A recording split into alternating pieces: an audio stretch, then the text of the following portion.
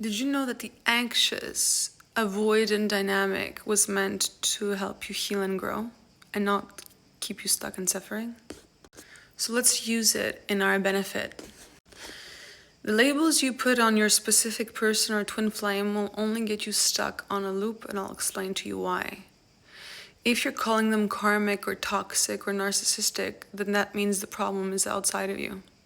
If you're calling them soulmate, twin flame, the love of your life, the one, specific other, I don't know what else, you're putting the solution outside of you. And what happens when you bring the solution outside of you or the problem outside of you? You give all your power away. Which means if the solution is outside of you, so is the problem. If the problem is outside of you, so is the solution. And where are you at? You're stuck in this loop of unfulfillment, for sure. Because it was never about them to begin with, it was always about you and your journey. These connections, either toxic or loving or potentially loving, are meant to help you and guide you become the relationship you're looking for. Even when we're in relationship with these people, if we're not growing into this version of ourselves that has more and more the ideal relationship or the more loving or empathic relationship and growing through tear and repair, with our own selves, then this person's job is not done. And this is what we're meant to be in relationships with others. We're meant to be in relationships with others where we support them to have a better relationship with themselves and the world, including ourselves. And we are supported to have a better relationship with ourselves, them, and the world. If this is not the outcome of the specific relationship you're now entangled with, then maybe this is not the relationship for you. But before you make the relationship wrong or the person wrong, I would want you to check in and see, are you developing and growing in the direction you're wanting, irrelevant of this person? Because remember this, it was never about the person. They're never wrong or right. It's about the dynamic we have with this person. When we focus about the dynamic between us, we don't make the other person wrong or right. We don't make them our villain or our savior in the drama triangle. Then things start to become a lot less complicated and much easier. To get there, though, there's a slim chance you will be needing to heal from trauma, the father and mother wound, because usually when we're suffering from trauma, we make it about the other people fully, and we cannot see ourselves as separate individuals, like in a healthy way, and we cannot see ourselves as one.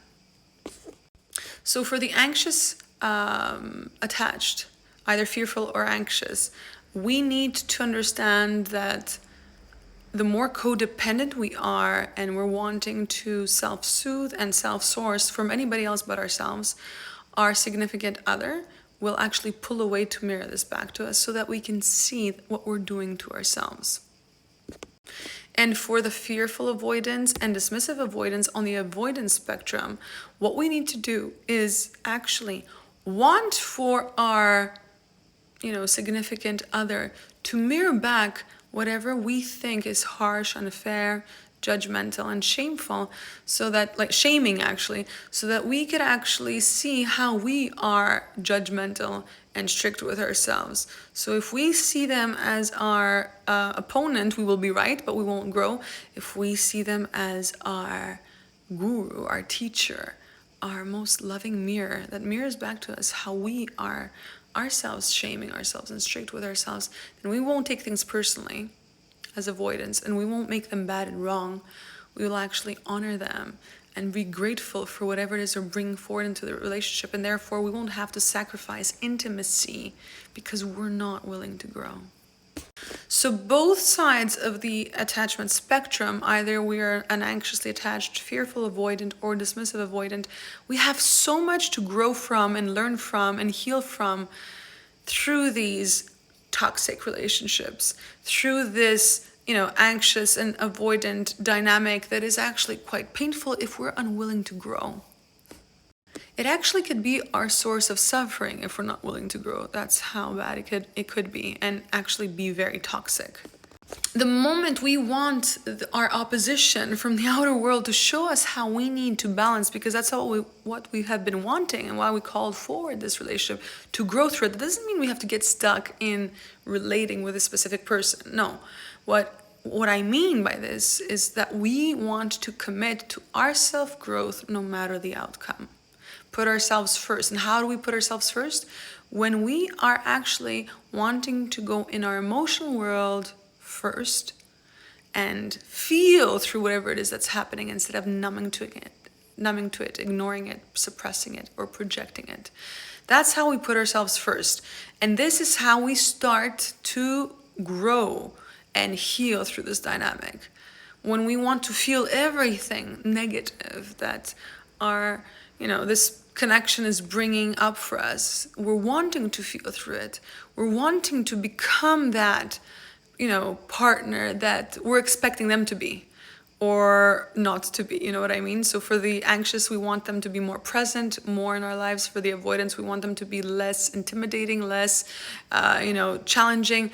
But if we're wanting to let our, significant other mirror back to us what is painful for us, instead of wanting them to change, wanting us to feel. You see, the only reason why we want others to change is because we're actually protecting ourselves from feeling, therefore healing, therefore growing, and therefore becoming the very relationship we're wanting to experience.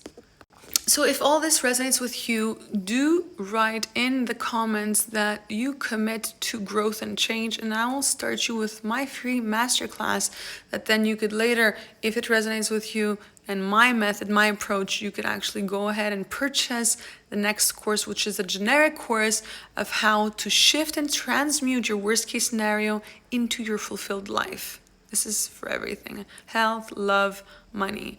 And then I have another course that I'm preparing to launch soon, which is specific for relationship pain and suffering, where there's love that doesn't exist. So love is not here. Love comes and leaves, and love hurts.